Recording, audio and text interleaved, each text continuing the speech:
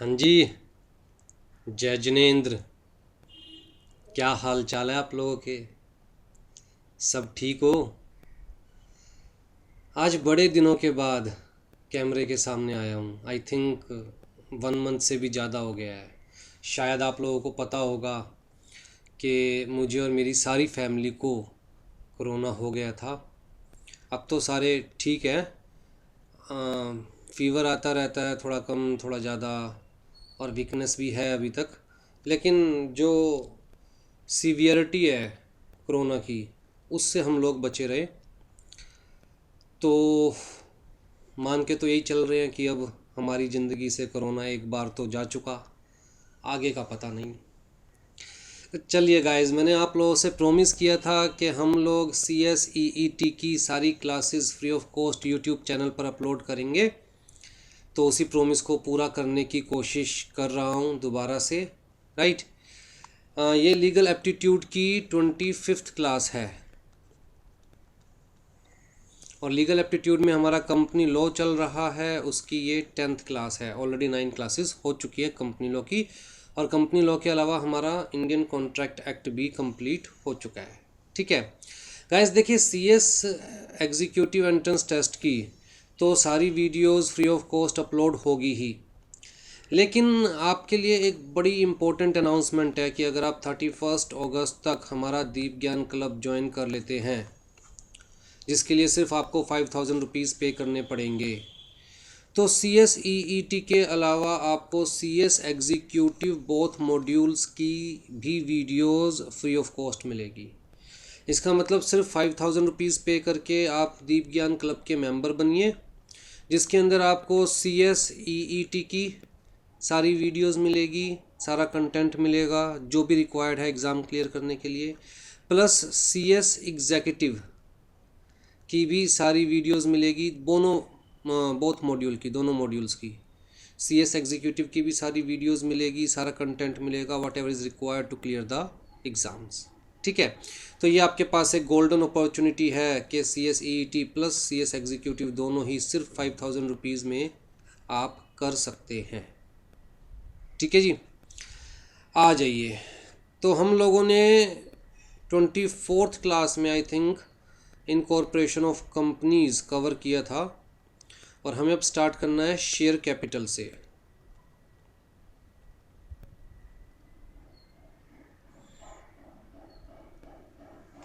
हाँ जी, share capital. देखिए, किसी भी बिजनेस को करने के लिए कैपिटल की रिक्वायरमेंट होती है। अगर मैं एज अ सोल प्रोप्राइटर काम कर रहा हूँ तो मेरे पास कैपिटल के क्या क्या सोर्स है, ध्यान से देखिए। अगर मैं एज ए सोल प्रोप्राइटर काम कर रहा हूँ तो मैं, जो मेरी पॉकेट में है,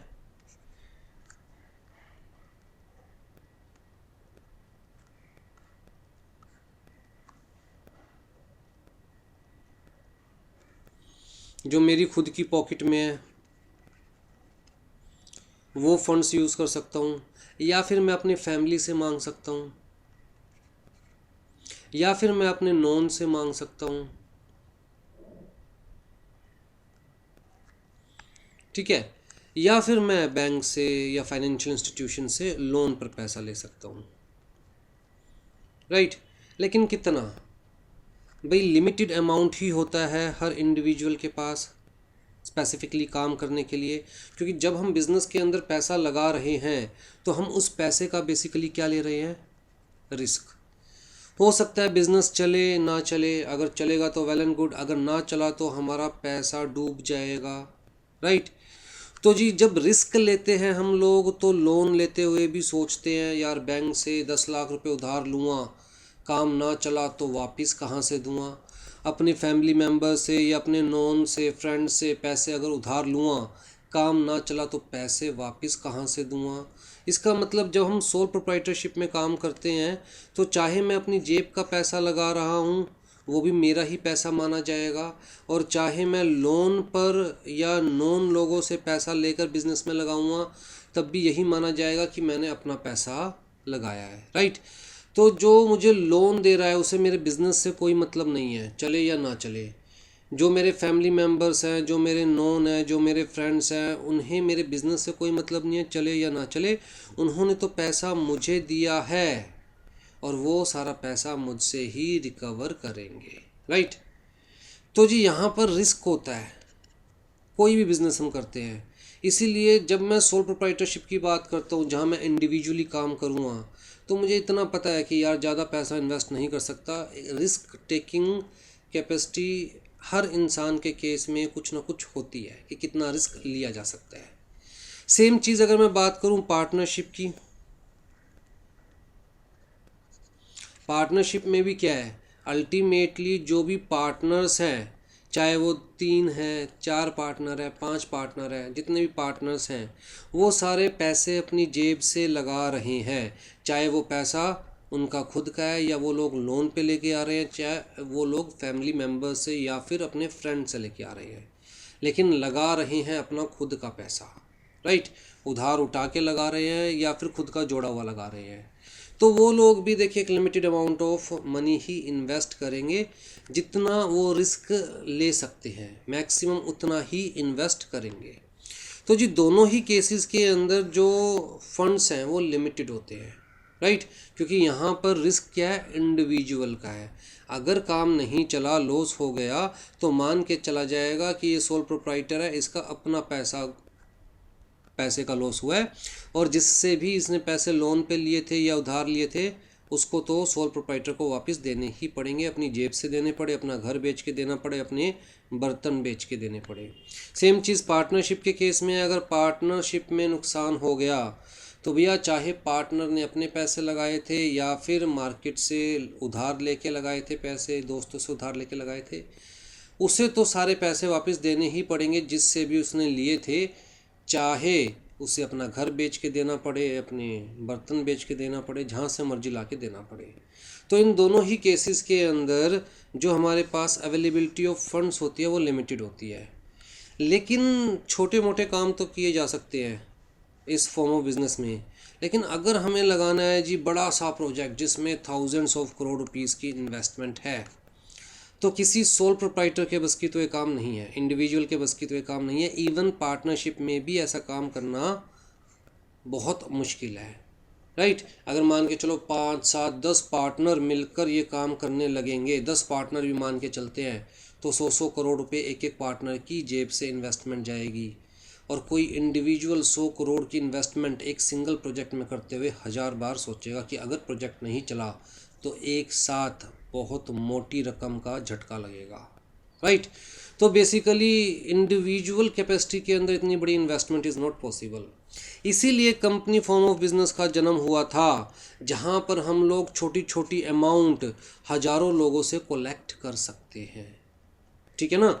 जहां पर पब्लिक अननोन लोग भी कंपनी में इन्वेस्ट कर सकते हैं इन the form of shares, in the form of debentures, right. तो वहीं से हमारे पास जो कैपिटल आई है, क्या आई है, शेयर कैपिटल। कंसेप्ट क्या है, शेयर कैपिटल। भाई मान के चलिए अगर ए बी सी डी 4 लोग मिलकर कंपनी इनकॉर्पोरेट कर रहे हैं, कंपनी बना रहे हैं, और ये कहते हैं जी इनिशियली हम लोग 1 लाख रुपए इन्वेस्ट करेंगे बिजनेस के अंदर। ए कहता है जी मैं 25,000 इन्वेस्ट करूँगा, बी कहता है मैं 15,000 इन्वेस्ट करूँगा, सी कहता है जी मैं 35,000 इन्वेस्ट करूँगा, और डी कहता है जी मैं 25,000 इन्वेस्ट करूँ। टोटल मिलाकर 1 लाख रुपीज़ हो गए, राइट। तो जी इस केस के अंदर ये क्या करेंगे कि जी कंपनी के केस में कैपिटल को डिवाइड कर लेते हैं। तो जब ये कंपनी बनाएंगे तो ये लोग अपने MOA के अंदर क्या लिखेंगे, मेमोरेंडम ऑफ एसोसिएशन के अंदर क्या लिखेंगे, the share capital of company is 1 lakh rupees divided into, let's say 10, divided into 10,000 shares of ₹10 each। तो ये कहेंगे भाई इनिशियली हम लोग 1 लाख रुपए से मान के चल रहे, कंपनी की शेयर कैपिटल कितनी होगी, 1 लाख रुपए इनिशियली, और उस पैसे को डिवाइड कैसे कर रहे हैं हम लोग 1,00,000 रुपये को, कि टोटल 10,000 शेयर्स में इस 1,00,000 रुपये को डिवाइड किया जा रहा है। तो एक शेयर कितने का हो गया, 10 रुपये का एक शेयर हो गया। फिर जी जब ये अपना MOA का सब्सक्राइबर क्लोज बनाएंगे तो उसके अंदर लिखेंगे सब्सक्राइबर क्लोज में कि भैया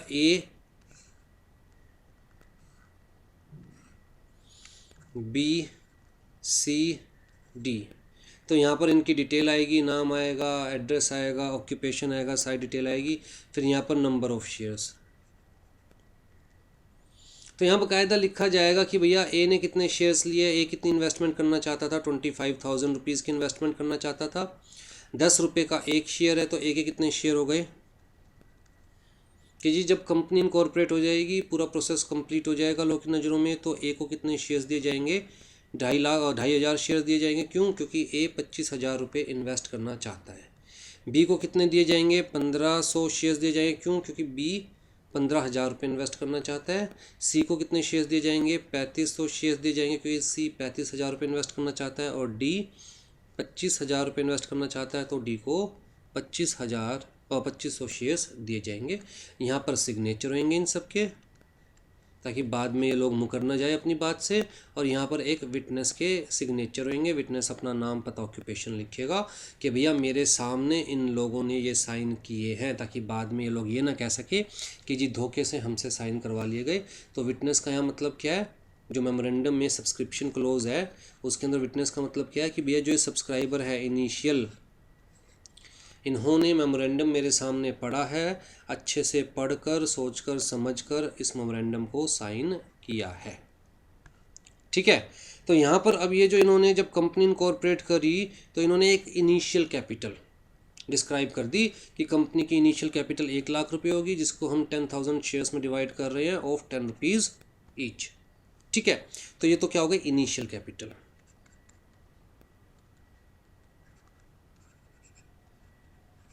एट द टाइम ऑफ, या मैं लिखूं as per MOA, at the time of incorporation.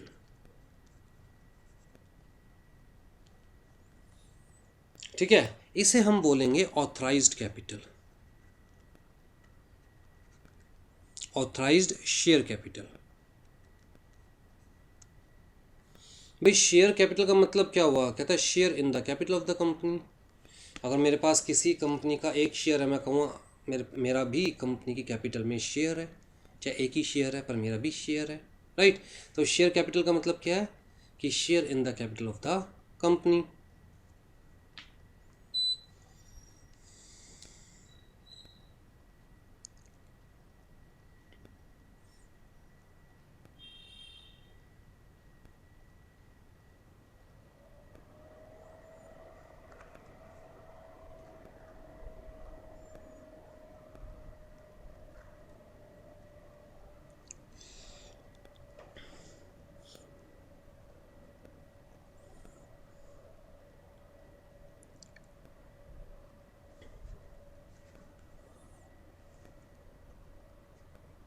तो ये होगी हमारे पास ऑथराइज्ड शेयर कैपिटल।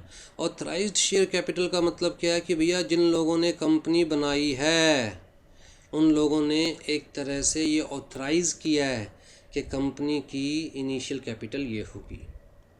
अगर कल को कंपनी को इससे ज़्यादा पैसे की रिक्वायरमेंट होगी तो कंपनी की ये ऑथराइज कैपिटल को अल्टर किया जाएगा, मतलब MOA के इस पर्टिकुलर क्लोज को अल्टर किया जाएगा और जितनी रिक्वायरमेंट होगी उतना इंक्रीज कर दिया जाएगा, राइट।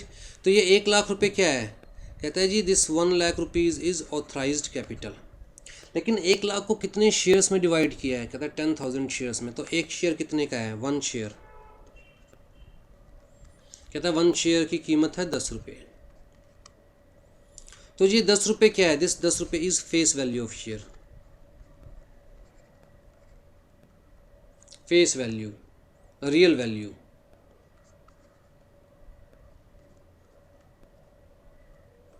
या मैं कहूँ नॉमिनल वैल्यू।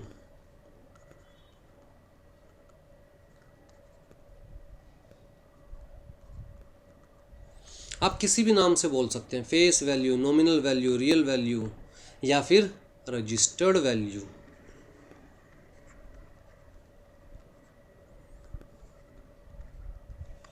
इसी तरह ऑथराइज शेयर कैपिटल को भी बोल सकते हैं रजिस्टर्ड शेयर कैपिटल। क्यों? क्योंकि ये एमओए में लिखा हुआ है और एमओए आरओसी के पास रजिस्टर्ड है। तो आरओसी की नज़रों में ये चीज़ क्लियर है कि कंपनी की ऑथराइज कैपिटल कितनी है एट प्रेजेंट, 1 लाख रुपीज़। ठीक है। अब जी इसको हम नॉमिनल वैल्यू या फेस वैल्यू क्यों बोल रहे हैं? शेयर के जो वैल्यू है, कहता है जी जब कंपनी इनकॉर्पोरेट हुई है तब इनिशियली इस वैल्यू को डिसाइड किया गया एक शेयर का। ये एक शेयर की वैल्यू है। ये कंपनी ने अभी तक बिजनेस शुरू नहीं किया है तो कोई प्रीमियम का चक्कर ही नहीं है, इसके अंदर कोई प्रीमियम नहीं जुड़ा हुआ, ना कोई डिस्काउंट है इसके अंदर। ये तो एक्चुअल रियल फेस वैल्यू है कंपनी के शेयर की। अगर कल को यही शेयर मार्केट में 100 रुपये का बिक रहा है तो हम कहेंगे जी फेस वैल्यू तो शेयर की कितनी है 10 रुपये, लेकिन मार्केट वैल्यू क्या है शेयर की 100 रुपये। अगर कंपनी इस शेयर को मार्केट में 50 रुपये का इशू करती है तो हम कहेंगे जी फेस वैल्यू तो क्या है शेयर की 10 रुपये, लेकिन कंपनी 40 रुपये क्या ले रही है प्रीमियम। कंपनी 40 रुपये क्या ले रही है प्रीमियम, राइट। एक बार प्रीमियम का भी कंसेप्ट सुन लीजिए।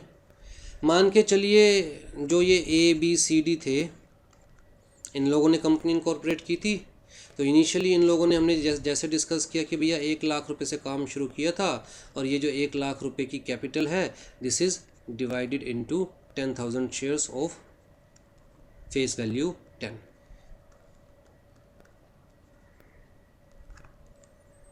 ठीक है।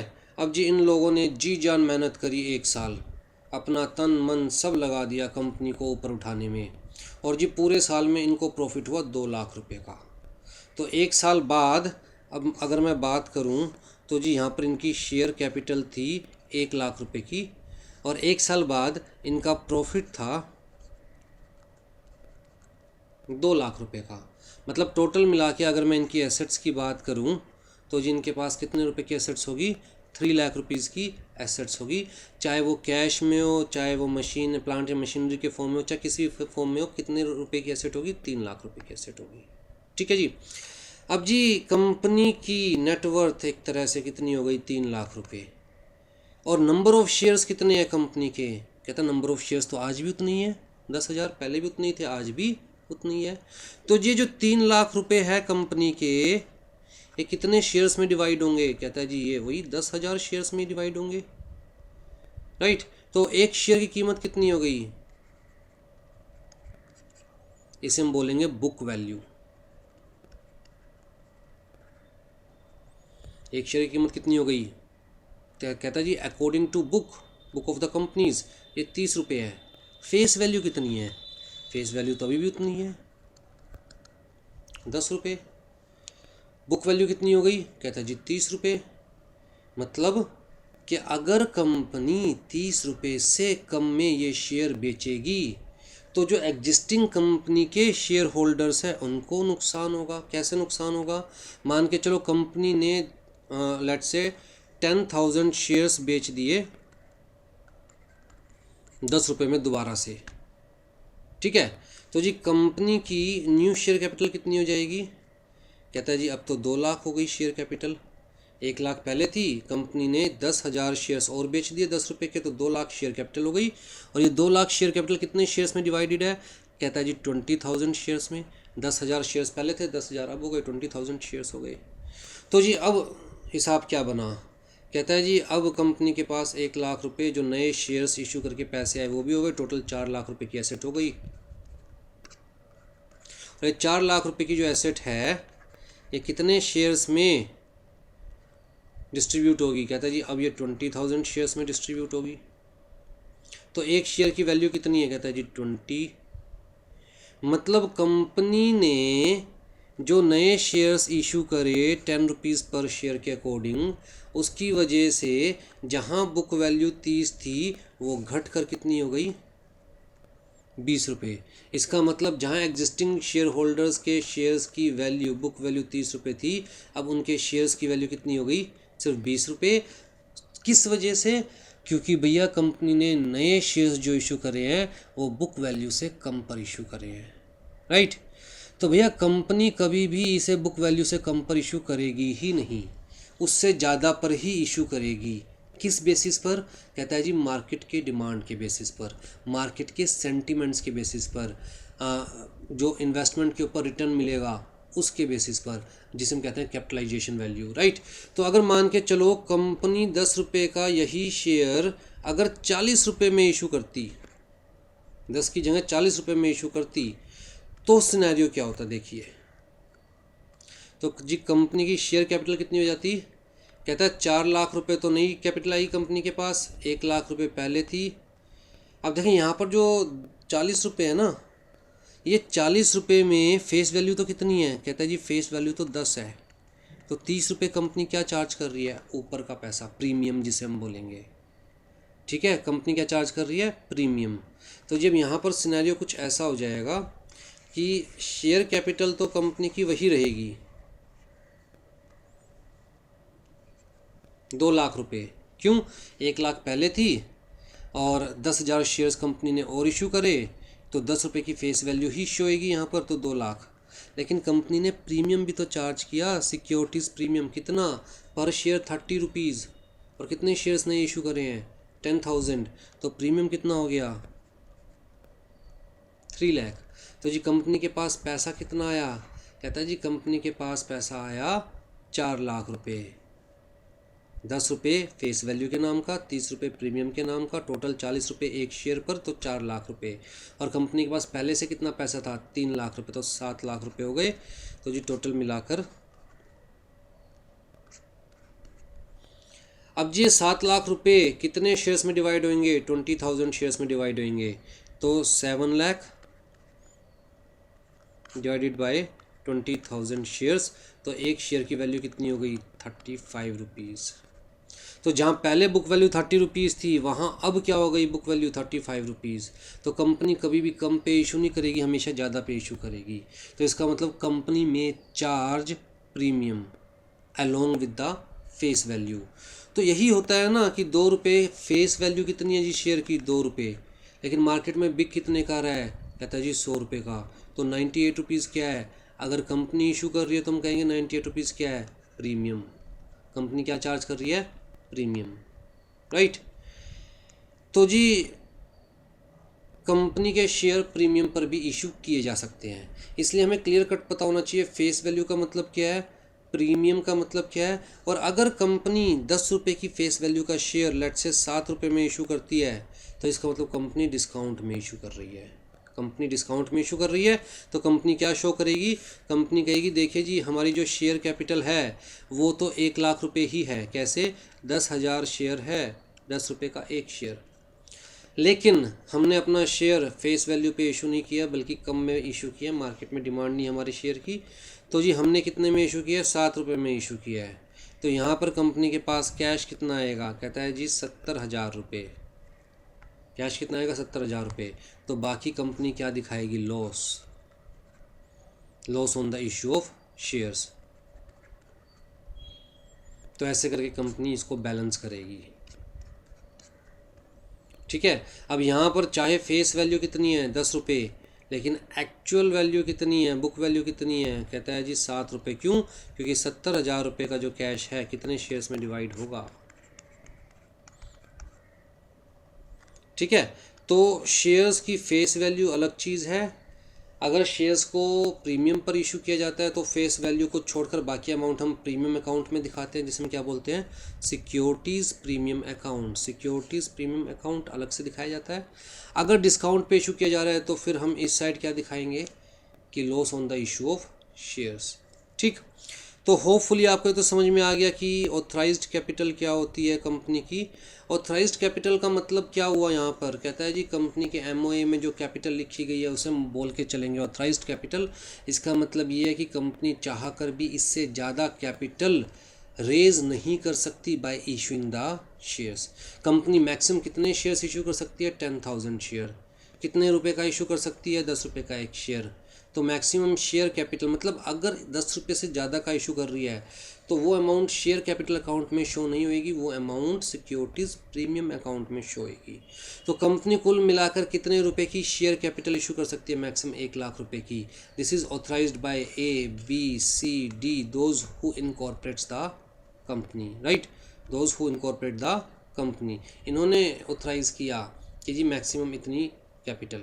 अगर बाद में ज़रूरत पड़ेगी मोर कैपिटल की तो ये जो भी कंपनी के करंट मेंबर्स होंगे वो एमओए को अल्टर करेंगे, यहाँ पर एक की जगह 2, 3, 4 लाख जितना लिखना चाहे लिखेंगे, और उसके बाद कंपनी के लिए न्यू ऑथराइज्ड कैपिटल कितनी हो जाएगी, वो अल्टर्ड वाली, और कंपनी उतनी शेयर कैपिटल रेज कर पाएगी।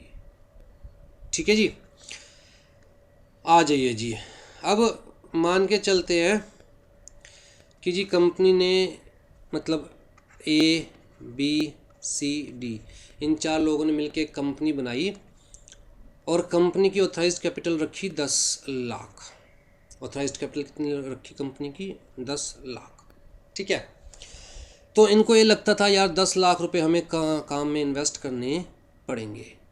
ठीक है जी, लेकिन इनिशियली पहले इनको सिर्फ 2 लाख रुपए की रिक्वायरमेंट थी। सिर्फ कितने रुपए की रिक्वायरमेंट थी, 2 लाख की। क्यों? पहले इन्हें अपना एक ऑफिस बनाना था, ऑफिस के अंदर जो फर्नीचर वगैरह था, जो फिटिंग्स थी, वो सब करवानी थी।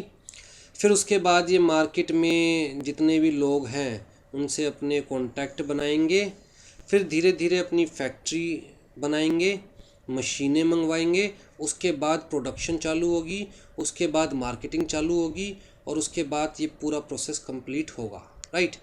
तो ऐसा तो नहीं है कि 10 लाख रुपए इस पूरे प्रोसेस को कंप्लीट करने में चाहिए थे तो सारे के सारे पैसे एक ही दम चाहिए कंपनी को। तो जी इन्होंने डिसाइड किया कि फर्स्ट जो हमारे पास 3 मंथ्स हैं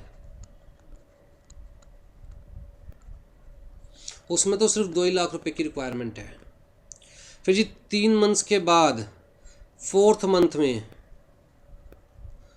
कहता है जी दोबारा 3 लाख रुपए की रिक्वायरमेंट पड़ेगी फैक्ट्री वगैरह इस्टेब्लिश करने में। ठीक है, और उसके बाद जी फिर 6th मंथ के अंदर बाकी के 5 लाख रुपए की रिक्वायरमेंट पड़ेगी। ठीक, तो सारे पैसे एकदम से रेज़ करने का कोई फ़ायदा नहीं है। शुरुआत में सिर्फ 2 ही लाख रुपए की रिक्वायरमेंट है, तो शुरुआत में कितने पैसे मंगाए जाए, 2 ही लाख रुपए मंगाए जाए मेंबर से। तो जी इन्होंने कंपनी जब बनाई तो कंपनी के एमओए में तो ऑथराइज कैपिटल लिखी होती है, तो इन्होंने एमओए में लिखा the share capital of company is ₹10 lakh divided into 1 lakh shares of ₹10 each। ठीक है, ये क्या है, कहता है जी ऑथराइज्ड कैपिटल, एमओए के अंदर लिख दिया। ऑथराइज्ड कैपिटल बोल सकते हैं आप, इसको रजिस्टर्ड कैपिटल बोल सकते हैं। तो जी यहाँ पर ये क्या होगी हमारी फेस वैल्यू ऑफ शेयर, ये क्या होगी हमारी ऑथराइज्ड कैपिटल। ठीक है, ये क्या होगा हमारे नंबर ऑफ शेयर्स।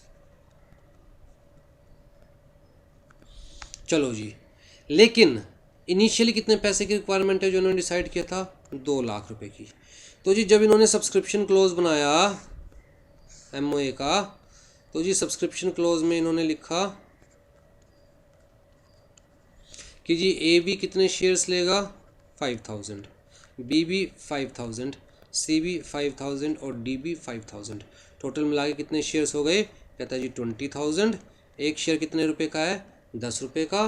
तो कंपनी को कितने पैसे अरेंज हो जाएंगे, 2 लाख रुपीज़। कंपनी को कितने पैसे अरेंज हो जाएंगे, 2 lakh rupees.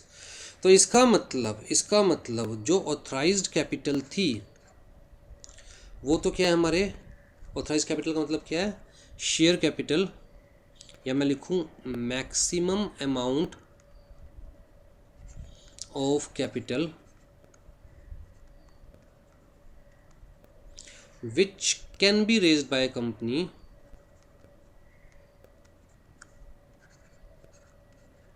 by issuing shares। ठीक है, it is written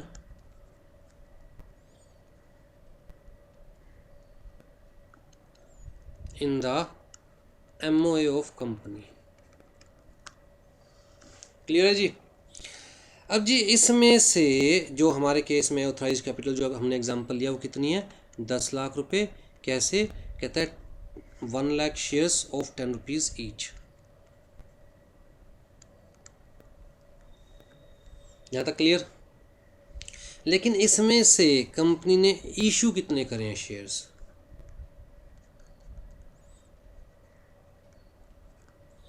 issued capital,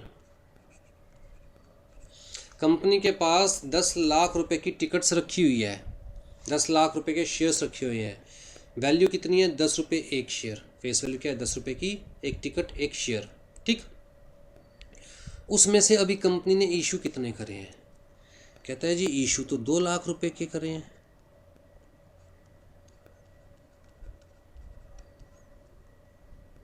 issue कितने रुपए करे हैं? 2 लाख रुपए की। कंपनी को अभी सिर्फ कितने रुपए की रिक्वायरमेंट है? 2 लाख रुपए की रिक्वायरमेंट है।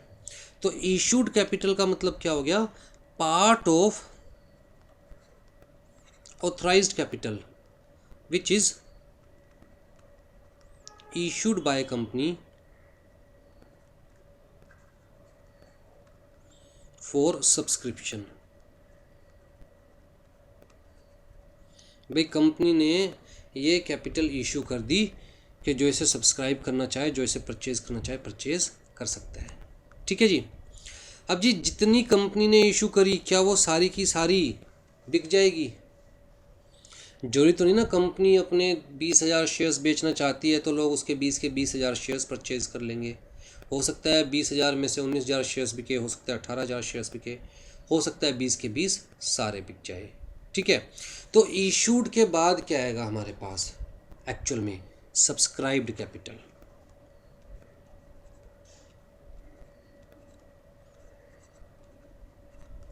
इशूड के बाद कितना आएगा? क्या आएगा? Subscribed capital. सब्सक्राइब्ड कैपिटल का मतलब part of issued capital which is actually subscribed by members या public. Part of issued capital which is actually subscribed by public, जो कि एक्चुअल में ले लिया किसी न किसी ने। भाई कंपनी ने तो कहा मैं 2 लाख रुपए के शेयर सेल करना चाहती हूँ। कितने शेयर? 20,000 शेयर है, 10 रुपये का एक शेयर है। जो ही थोड़ी ना पब्लिक सारे शेयर परचेज कर लेगी कंपनी के। हो सकता है कंपनी के 18,000 शेयर बिके, हो सकता है 15,000 शेयर बिके। तो जितने एक्चुअल में सब्सक्राइब कर लिए लोगों ने, परचेज कर लिए लोगों ने, उसे हम क्या बोलते हैं? Subscribed capital. तो ये मान के चलते हैं कि 20,000 में से कितने शेयर सब्सक्राइब करे लोगों ने? मान के चलते हैं लेट से 18,000। 18,000 शेयर सब्सक्राइब करे। एक शेयर कितने का है? 10 रुपये का। तो जी सब्सक्राइब्ड कैपिटल कितनी हो गई? 1,80,000। मतलब कंपनी के जो बाकी के 2,000 शेयर्स है वो क्या हो गए? जो कंपनी ने इशू तो करे लेकिन किसी ने सब्सक्राइब नहीं करे, तो वो क्या हो गए? अनसब्सक्राइब्ड।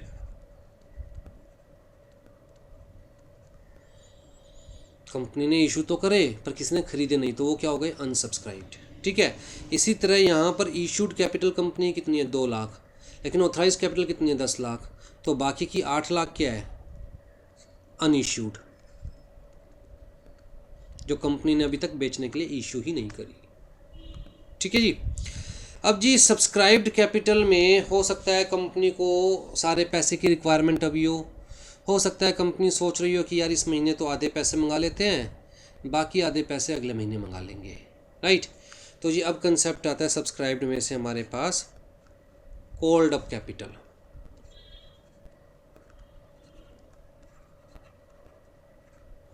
कॉल्ड अप कैपिटल का मतलब part of subscribed capital called up by the company. तो ये सब्सक्राइब्ड कैपिटल कितनी थी? 10 रुपये पर शेयर। अभी कंपनी को लगता है यार आधे पैसे मंगा लेते हैं, आधे पैसे अगले महीने मंगा लेंगे। तो कंपनी ने यहाँ कॉल कितनी करी? कहता है जी कंपनी ने कॉल करी यहाँ पर सिर्फ 5 रुपये पर शेयर। हर शेयर पे आधे पैसे कॉल किए। 18,000 शेयर्स बिके थे, 10 रुपये का एक शेयर था। कंपनी को लगा अभी सिर्फ 50% पैसे मंगाते हैं, 50% बाद में मंगा लेंगे। तो कंपनी ने अभी कितने कॉल करे? 5 रुपये कॉल करे।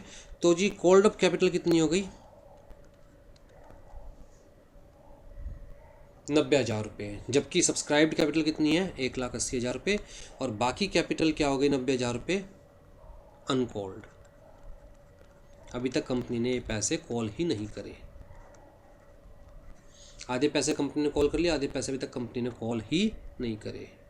ठीक है, चलो जी, कंपनी ने कहा कि जिसने हमारे शेयर परचेज करे हैं आधे आधे पैसे दे दो जी, आधे पैसे बाद में हम मंगा लेंगे। लेकिन यहाँ पर एक मिस्टर एक्स थे,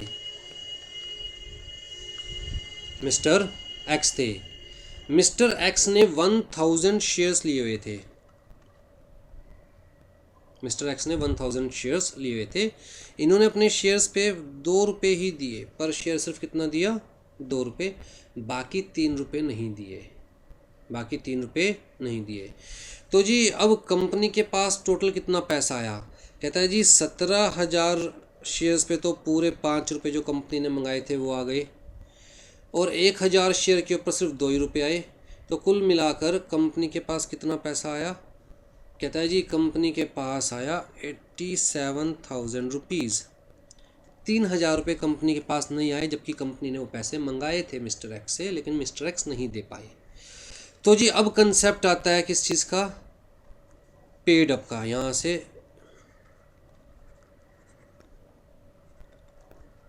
paid up share capital, paid up का मतलब the part of called up capital,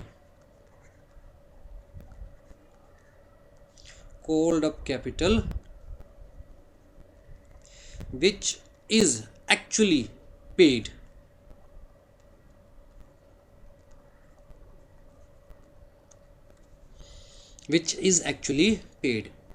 तो जी यहाँ पर पेड अप कैपिटल कितनी है जी कंपनी की 87,000, और बाकी की 3,000 क्या है अनपेड अप।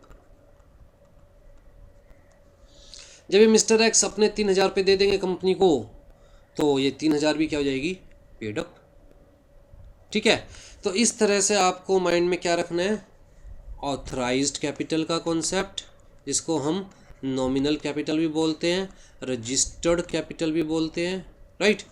फिर जी उसके बाद इशूड कैपिटल का कॉन्सेप्ट, फिर जी यहाँ से आता है सब्सक्राइब्ड कैपिटल का कॉन्सेप्ट, यहाँ से आता है हमारे पास कॉल्ड अप कैपिटल का कॉन्सेप्ट, यहाँ से आता है हमारे पास पेड अप कैपिटल का कॉन्सेप्ट।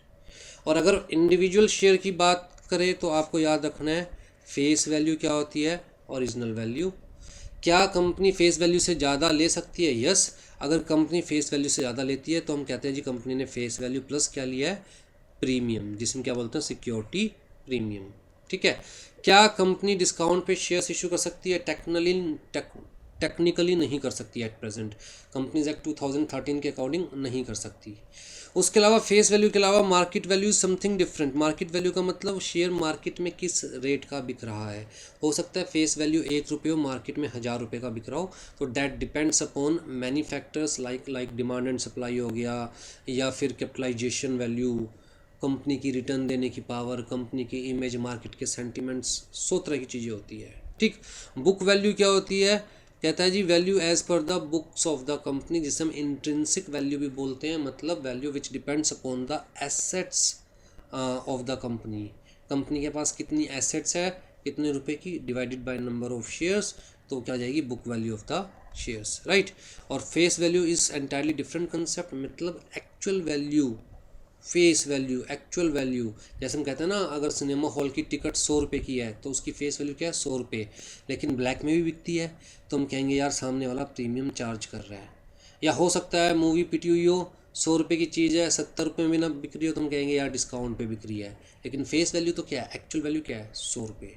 ठीक है, हो सकता है सिनेमा हॉल वाले 100 रुपये का ही दे रहे हो, लेकिन बाहर वही चीज़ 300 रुपये की मिल रही हो, तो हम कहेंगे यार वैसे तो 100 रुपये की है वैल्यू टिकट की, लेकिन मार्केट में 300 रुपये की मिल रही है, तो दैट इज़ मार्केट वैल्यू, क्योंकि सिनेमा हॉल वाले चार्ज नहीं कर रहे।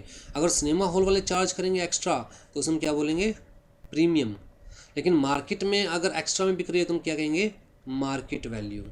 ठीक है, मूवी देख के आए, फेस वैल्यू कितनी थी 100 रुपये, बाहर आने के बाद कह रहे हो यार 10 रुपये की मूवी नहीं है, 100 रुपये वेस्ट कर दिए, तो जो 10 रुपये है वो क्या है, क्या वो मार्केट वैल्यू है, द आंसर इज नो, अब तो आप देख के आ चुके ना उसे, तो ये क्या है, कहता है जी इंट्रिंसिक वैल्यू, एक्चुअल औकात क्या है, तो that is intrinsic value.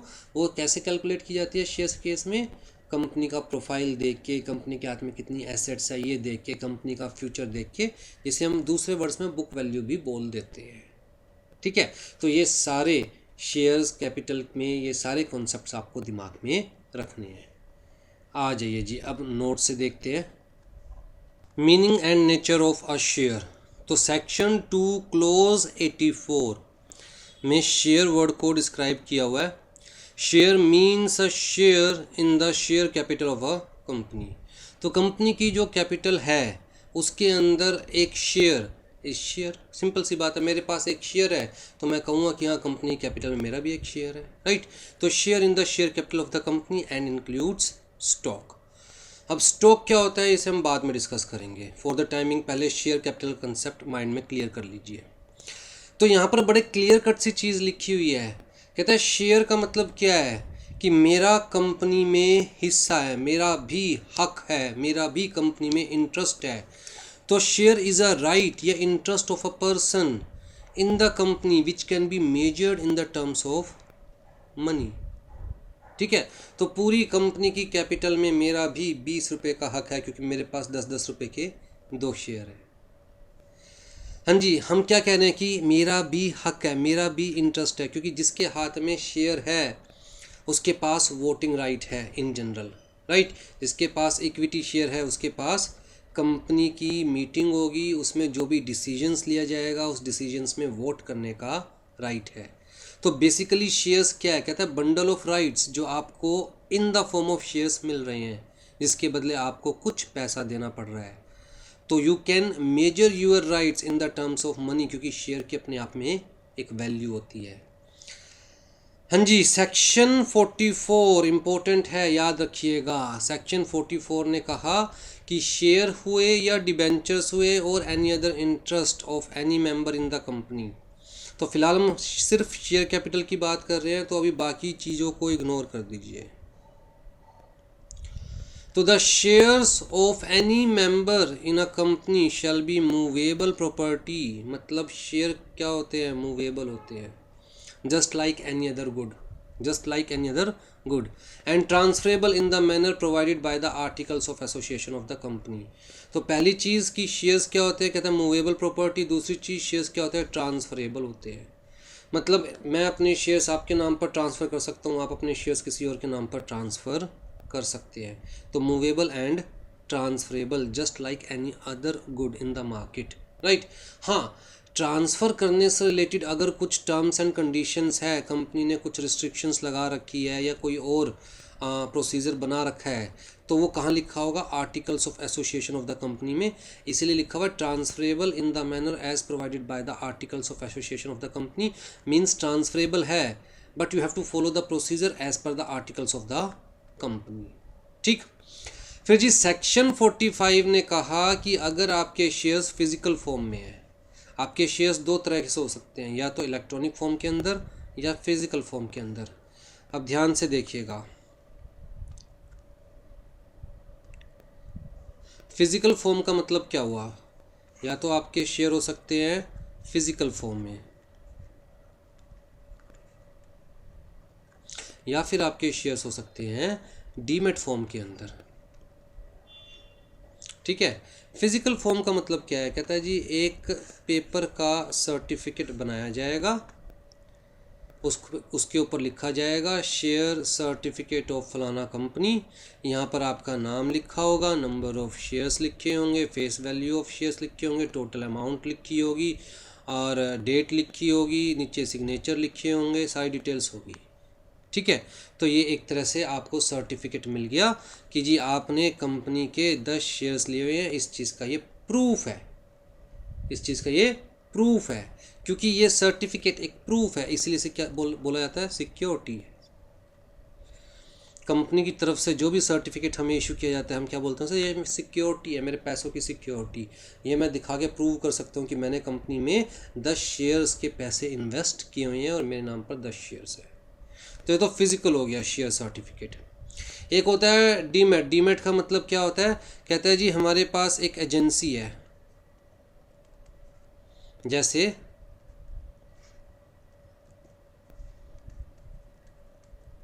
CDSL, NSDL, ये दो एजेंसीज है बेसिकली जो कि कंपनीज के शेयर्स का इलेक्ट्रॉनिक रिकॉर्ड रखते हैं। बस इतना सा मतलब हुआ। मतलब जहां कंपनीज आपको फिजिकल सर्टिफिकेट नहीं दे रही, बल्कि जब आपको शेयर्स इशू करती है तो इनमें से जहां भी वो अपने रिकॉर्ड्स मेंटेन करवा रही है CDSL के पास या NSDL के पास, इनको डीपली डिस्कस करेंगे हम बाद में स्पेसिफिकली जो आपकी नॉलेज बेस्ड क्लासेस होगी उसके अंदर। तो ये दो एजेंसीज़ है जो मान के चलिए एजेंसीज़ क्या सर्विसेज प्रोवाइड कर रही है कंपनीज़ को, सारी कंपनीज़ को, कि अगर किसी कंपनी को एज़ पर लॉ या वॉलंटरली अपनी सिक्योरिटीज़ का इलेक्ट्रॉनिक रिकॉर्ड मेंटेन करवाना है तो वो ये मेंटेन करते हैं। ठीक है, तो कंपनी जब आपको शेयर्स इशू करेगी तो इसको इन्फॉर्म कर देगी कि भैया मैंने मिस्टर एक्स को शेयर्स इशू करे हैं, और आपको भी इसके पास अपना एक अकाउंट ओपन करवाना पड़ेगा जिसे हम बोलेंगे डीमेट अकाउंट। क्या बोलेंगे उसे? Demat account. तो एक तरह का ये क्या हो गया, सिक्योरिटीज़ बैंक हो गया। क्या हो गया? सिक्योरिटीज़ बैंक हो गया, जहाँ पर आप अपना अकाउंट ओपन करवा रहे हैं, और जब किसी कंपनी की सिक्योरिटीज़ परचेज करेंगे तो उस अकाउंट में इलेक्ट्रॉनिकली अपडेट हो जाएगा, कंप्यूटर में अपडेट हो जाएगा कि आपके अकाउंट में रिलायंस के 10 शेयर्स है, टाटा के 20 शेयर्स है, बाटा के 30 शेयर्स है। तो ये इलेक्ट्रॉनिक अपडेट हो जाएगा, आपको उसका सर्टिफिकेट नहीं मिलेगा। तो ऐसी सिक्योरिटीज़ जो कि हम सिर्फ रिकॉर्ड्स के फॉर्म में अपने पास रखते हैं उसे कहते हैं डीमेट। डीमैटीरियलाइज्ड मतलब नॉट इन मटेरियल फॉर्म, जबकि ये क्या है? मैटीरियलाइज्ड, मटेरियल के फॉर्म में हमारे पास है, ये मटेरियल के फॉर्म में नहीं है, इसलिए इसे क्या बोलते हैं? डीमैटीरियलाइज्ड, इन शॉर्ट डीमेट। ठीक है, तो सेक्शन 45 ने कहा कि भैया अगर फिजिकल फॉर्म में है शेयर सर्टिफिकेट तो हर शेयर का एक नंबर होना चाहिए। इसका मतलब जब कंपनी मिस्टर ए को 2500 शेयर्स दे रही है तो सबसे पहले मान के चलो यही इसी को दिया है कंपनी ने share, first member of the company. तो भैया कंपनी लिखेगी 1 से लेके 2500 तक शेयर्स किसके पास है? मिस्टर ए के पास। फिर जी मिस्टर बी को जब शेयर्स दे रही है कंपनी 1500, तो कंपनी लिखेगी 2500 1 से लेकर 4000 तक शेयर्स किसके पास है? मिस्टर बी के पास। मतलब हर शेयर का एक अलग से नंबर है। तो अगर इसमें से 200 shares mister A mister x को ट्रांसफ़र करते हैं तो मिस्टर ये बताना पड़ेगा कौन से 200 शेयर्स, लेट्स से जिनका नंबर 2100 से स्टार्ट हो रहा था और कहाँ पर ख़त्म हो रहा है? 2300 पर। तो वो वाले शेयर्स 2101 से स्टार्ट हो रहा था और कहाँ पर ख़त्म हो रहा है? 2300, वो 200 शेयर्स ट्रांसफ़र कर रहे हैं। तो इससे पूरा रिकॉर्ड रहेगा ना, हर शेयर पे एक डिस्टिंक्टिव नंबर होगा, उस शेयर का नंबर, इससे पूरा रिकॉर्ड रहेगा कि भैया हाँ कौन सा शेयर किसके पास है। राइट, तो कंपनी जब रजिस्टर मेंटेन करेगी तो मेंबर के डिटेल्स में उसके जो शेयर्स लिखेगी, सिर्फ ये नहीं लिखेगी उसके पास 20 शेयर है, बल्कि ये भी लिखेगी कौन कौन से 20 शेयर है। 7वां नंबर, 8वां नंबर, 9वां नंबर, 10वां नंबर, 11वां नंबर, फिर जी 15वां नंबर, 16वां नंबर, 17वां नंबर, 18वां नंबर, 19वां नंबर, ऐसे ये वाले 20 शेयर्स है। तो कंपनी कभी भी मैच कर पाएगी कि ये पर्टिकुलर नंबर का शेयर किसके पास है। ठीक है, तो इसी पॉइंट ऑफ व्यू से कहा गया कि every physical share in a company having the share capital shall be distinguished by a distinctive number. This section shall apply, shall की जगह यहाँ पर आना चाहिए था शैल नोट आना चाहिए, नोट लिख लीजिए। Shall not apply to the shares in dematerialised form. इसका मतलब इलेक्ट्रॉनिक फॉर्म में कैसे डिस्टिंक्टिव नंबर दे सकते हैं? वहाँ तो कोई फिजिकल फॉर्म थोड़ी ना है, वो तो कंप्यूटर में रिकॉर्ड किया हुआ है अनुराग जी के नाम पे 25 टाटा के शेयर्स, 20 बाटा के शेयर्स, सी टाटा के शेयर्स, तो वहाँ पर ये नंबरिंग वाला केस एप्लीकेबल नहीं होता। ठीक है, आ जाइए जी क्लासिफिकेशन ऑफ शेयर्स में आपको बड़ा डीपली समझा चुका हूँ कि ऑथराइज्ड कैपिटल क्या होती है, जिसको मैंने कहा था नॉमिनल कैपिटल भी बोलते हैं, रजिस्टर्ड कैपिटल भी बोलते हैं, जिसको सेक्शन 28 के अंदर डिस्क्राइब किया हुआ है। ये सेक्शंस भाई वैसे तो देखो पूछने को MCQs में कुछ भी पूछा जा सकता है, बट मेरे according examination point of view से ये सेक्शंस नहीं पूछे जा सकते। याद कर सको तो आपकी मर्जी, नहीं तो छोड़ भी सकते हो, कोई दिक्कत वाली बात नहीं है। ठीक है, तो इन्हें आप पढ़िएगा। ये सारे वही चीज़ है, देखिए authorised, issued, subscribed, called up, paid up, सारी वही चीज़ है जो मैंने आपको डीपली समझाई है। फिर जी section 43 kinds of share capital. अब सेक्शन 43 ने बहुत इंपॉर्टेंट इन्फॉर्मेशन दी है। सेक्शन 43 ने कहा भैया 2 ही तरह की शेयर कैपिटल हो सकती है, या तो इक्विटी शेयर हो सकते हैं या प्रेफरेंस शेयर। ध्यान से देखिए, कंपनी जब भी कोई शेयर इशू करेगी तो कंपनी को अपने रिकॉर्ड्स में बताना पड़ेगा कि वो इक्विटी शेयर है या प्रेफरेंस शेयर है। कंपनी को बताना पड़ेगा इक्विटी शेयर है या प्रेफरेंस शेयर है। जितने भी शेयर्स आपने आज तक दुनिया में सुने होंगे, टाटा के शेयर का रेट ये है, रिलायंस के शेयर का रेट ये है, मारुति के शेयर का रेट ये है, वो सब कौन से रेट सुने होंगे आपने? Equity share. वो सब कौन से शेयर्स के रेट सुने होंगे? Equity shares. तो इक्विटी शेयर्स की ही मार्केट में डीलिंग होती है। प्रेफरेंस शेयर्स एक ओल्ड कंसेप्ट है आपके लिए। मैं पहले प्रेफरेंस शेयर्स का मतलब प्रेफरेंस शेयर्स क्यों लाए गए पहले ये बता देता हूँ मैं आपको। देखिए जी, मैं हूँ एक इनोवेटर, कुछ नया इनोवेट करने में लगा हुआ हूँ। ठीक है, तो लेट से मैंने वीडियो क्लासेस लॉन्च करी मार्केट के अंदर, और मुझे लगता है कि अच्छा प्रोजेक्ट है, आगे जाके अच्छा चलेगा, बहुत इनकम होएगी। लेकिन इसके लिए मुझे शुरुआत में इन्वेस्टमेंट तो लगानी पड़ेगी ना, मुझे एसेट्स जोड़ने पड़ेंगे, मुझे स्टूडियो बनाना पड़ेगा, मुझे एडवर्टीज़मेंट करनी पड़ेगी, मुझे स्टाफ रखना पड़ेगा, मुझे खर्चा करने के लिए पैसा चाहिए। सिंपल सी बात है। अब जी मैं हूँ, मैं जाता हूँ जी लाला के पास। मैंने लाला जी को कहा कि लाला जी मुझे बहुत बढ़िया आइडिया आया है दिमाग में, सिर्फ 10 लाख रुपए की रिक्वायरमेंट है। मैं एक स्टूडियो बनाऊंगा, रिकॉर्डिंग करूंगा, रिकॉर्डिंग करने में 1 साल लग जाएगा सारा प्रोजेक्ट कंप्लीट करने में, और उसके बाद देखना आप बहुत मोटी मेरी इनकम होएगी, आप मुझे 1 साल के लिए 10 लाख रुपए दे दो। लाला जी ने कहा चलो 10 लाख रुपए उधार दे देता हूँ, कोई दिक्कत नहीं है, ला अपना घर मेरे पास गिरवी रखवा दे, और इस 10 लाख के ऊपर 10% ब्याज देता रहियो। मैं कहा लाला जी 1 साल तो मेरी कोई कमाई नहीं होनी, सिर्फ इन्वेस्टमेंट है मेरी, 1 साल बाद जाके कमाई होनी शुरू होएगी, तो मैं ये 1 साल तक ये 10% का ब्याज कहाँ से दूंगा? पहली बात तो। और दूसरी बात मेरे दिमाग में ये भी आया, यार काम तो नया है, पता नहीं चलेगा नहीं चलेगा, कितना चलेगा, कल को पैसे नहीं दे पाया लाला जी के तो मेरा तो घर भी जाता बनेगा हाथ से, काम तो क्या सेट होएगा, घर भी जाता बनेगा हाथ से। तो मैंने कहा लाला जी उधार तो नहीं चाहिए पैसे। तो लाला जी ने कहा चल कोई बात नहीं, इस काम को मेरे नाम पे कर दे, ये काम को मेरे नाम पे कर दे, मैं सोचूं तो मेरा काम करने लग रहा है। ठीक है, प्रॉफिट होगा तो मेरा होगा, और तुझे मैं एक सैलरी देता रहूँगा।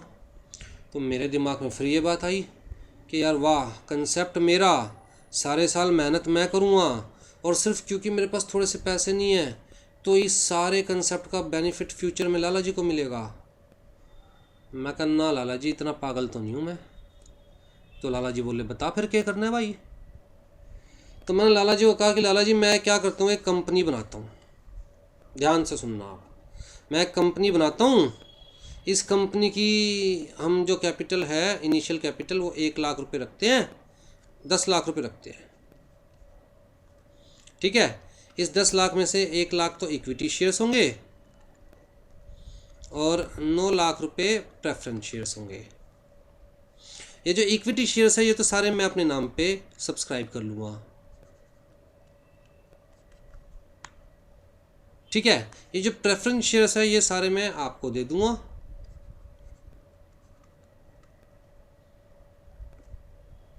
ठीक है जी, तो आप मुझे 9 लाख रुपए दे देना प्रेफरेंस शेयर्स के बदले। अब लाला जी आपको इस प्रेफरेंस शेयर्स का बेनिफिट क्या होगा?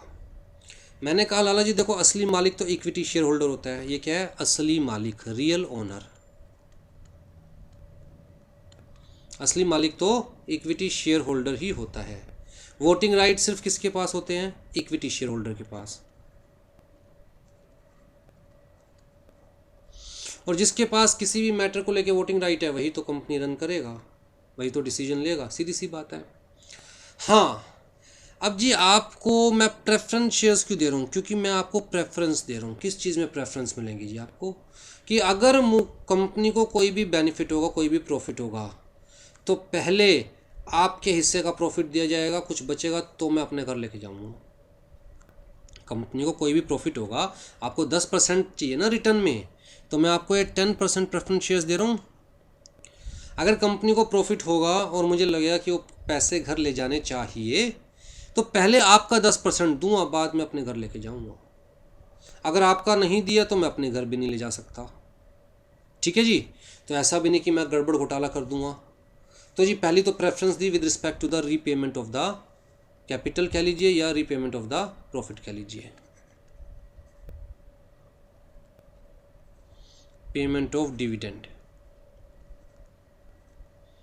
पहली प्रेफरेंस किस चीज़ को लेकर, preference with respect to payment of dividend, कि जी पहले आपका मिलेगा, अगर कुछ बचेगा तो मैं अपने घर लेके जाऊंगा। दूसरा जी, कल को अगर कंपनी में पैसे ज़्यादा हो गए और हमें लगा इतने पैसे की रिक्वायरमेंट नहीं है कंपनी को, और थोड़ा सा पैसा हम वापस निकाल लेते हैं, तो पहले पैसे आपके दूंगा, बाद में अपने लेके जाऊंगा। जब तक आपके पैसे नहीं दे दूंगा तब तक मैं अपने भी नहीं ले जा सकता कंपनी में से। तो जी प्रेफरेंस एक और मिली, पेमेंट ऑफ कैपिटल, इनफैक्ट आप कहे तो रीपेमेंट ऑफ कैपिटल। ठीक है। तो यहाँ पर देखो मैंने लाला जी को कहा, लाला जी अगर प्रॉफिट होगा तभी मिलेगा ये, अगर प्रॉफिट नहीं होगा तो ना आपको मिलेगा ना मुझे मिलेगा। सही बात। मैं कहा अगर प्रॉफिट होगा कंपनी को तो ही मिलेगा ये payment of capital, repayment of capital. अगर प्रॉफिट नहीं होगा तो ना आपको मिलेगा ना मुझे मिलेगा। तो लाला जी ने कहा बेटा अगर 2 साल 3 साल तक प्रॉफिट हुआ ही नहीं, फिर तो तू मुझे कुछ देगा ही नहीं।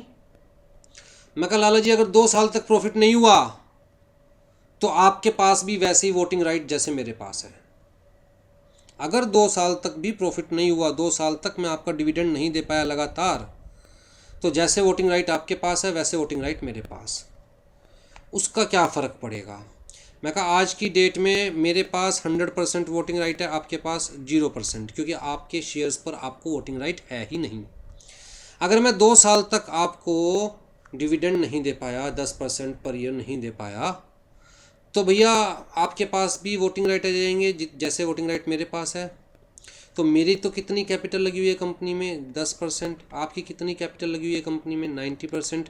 तो मेरे वोटिंग राइट कितने रह जाएंगे, 10%। आपके वोटिंग राइट कितने हो जाएंगे, 90%। अगर 2 साल तक लगातार मैं आपको डिविडेंड नहीं दे पाया तो। ठीक है।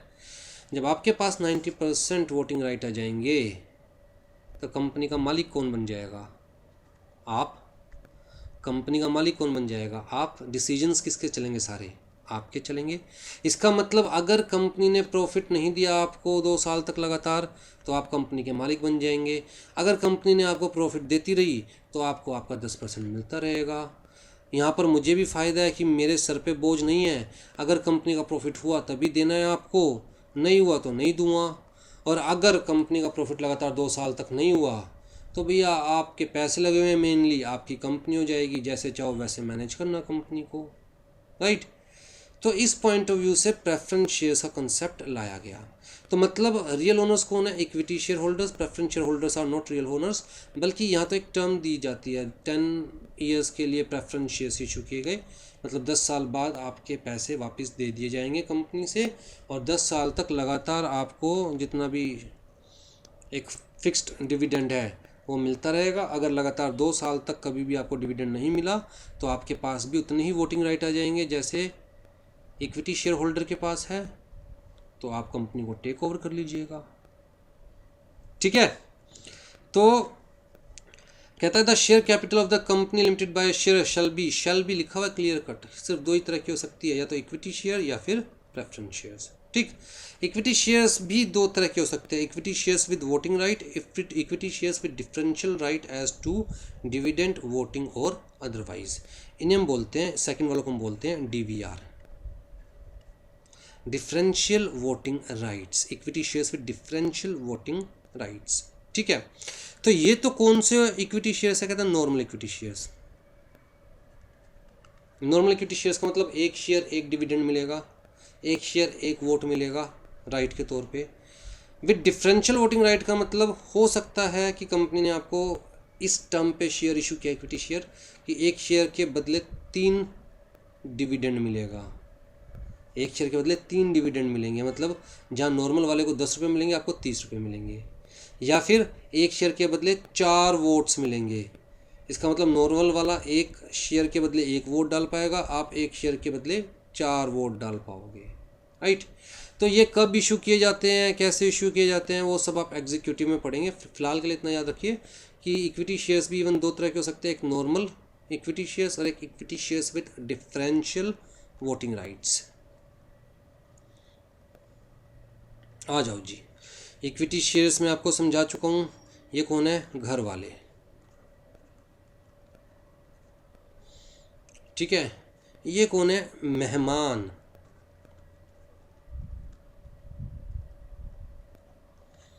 रह रहे हैं घर में, रह रहे हैं घर में हमारे, लेकिन घर में जितना खाने को होगा पहले इनको दिया जाएगा, प्रेफरेंस इनको दी जाएगी। अगर बचेगा तो घर वाले खाएंगे, सेवा इनकी की जाएगी, अगर कुछ बचेगा तो घर वालों को मिलेगा, राइट। लेकिन घर किसका है, इन्होंने तो कभी ना कभी वापस जाना है, 5 साल में, 10 साल में, 15 साल में कभी ना कभी वापस जाना है। जब ये वापस जाएंगे तो भैया इनको अच्छे से सेवा करके भेजेंगे, और इनका हमारे घर में कुछ लगा होगा तो वो भी वापस देकर भेजेंगे, ठीक है। तो जो इनसे लिया है पहले इनका वापस देंगे, फिर अपने बैंक अकाउंट में जमा करवाएंगे। अगर घर में कुछ है एक्स्ट्रा तो पहले इनको खिलाएंगे, फिर अपना पेट भरेंगे, ठीक है जी। चलिए जी, नेक्स्ट क्लास में we will start with board of directors, ठीक है। तो मैनेजमेंट वाला पार्ट शुरू हो जाएगा कंपनी का। Take care.